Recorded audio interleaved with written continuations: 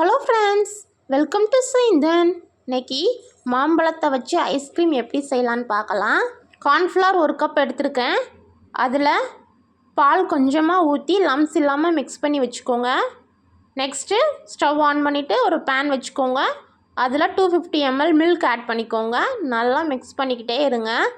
இப்போது நம்ம ஏற்கனவே கார்ன்ஃப்ளவரில் பால் ஊற்றி லம்ஸ் இல்லாமல் மிக்ஸ் பண்ணி வச்சுருந்த அந்த பேட்டரை இதில் இப்போ ஆட் பண்ணி நல்லா மிக்ஸ் பண்ணுங்கள். நான் இன்றைக்கி மாம்பழத்தில் பட்டர்ஸ்காட்ச் ஐஸ்கிரீம் தான் செஞ்சிட்டு இருக்கிறேன். இப்போ நல்லா மிக்ஸ் பண்ணிக்கிட்டே இருங்க. பால் இந்த கன்சிஸ்டன்சி நமக்கு கிடைக்கணும். அப்போ நீங்கள் ஸ்டவ்வை ஆஃப் பண்ணிடலாம். நெக்ஸ்ட் என்னென்னா, இதை ஒரு மிக்சர் ஜாருக்கு ட்ரான்ஸ்ஃபர் பண்ணிடுங்க. நல்லா கிரைண்ட் பண்ணி எடுத்துக்கோங்க.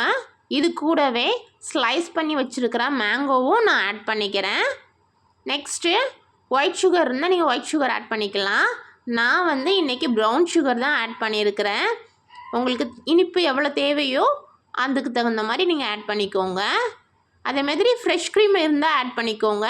நான் வீட்டில் பாலாடை சேர்த்து வைப்பேன் நெய் எடுக்கிறதுக்காக. அதை இது கூட ஆட் பண்ணி நல்லா கிரைண்ட் பண்ணதுக்கப்புறமா ஒரு ஏர்டைட் கண்டெய்னரில் இதை ஊற்றி ஒரு மேலே பட்டர் பேப்பரோ இல்லை ஏதோ ஒரு பேப்பரோ வச்சு நீங்கள் மூடி க்ளோஸ் பண்ணி ஒரு 2 hours வச்சு எடுத்துக்கோங்க. 2 hours கழித்து மறுபடியும் அதை எடுத்து அகெயின் கிரைண்ட் பண்ணி ஃப்ரீசரில் வச்சுருங்க 8 hours.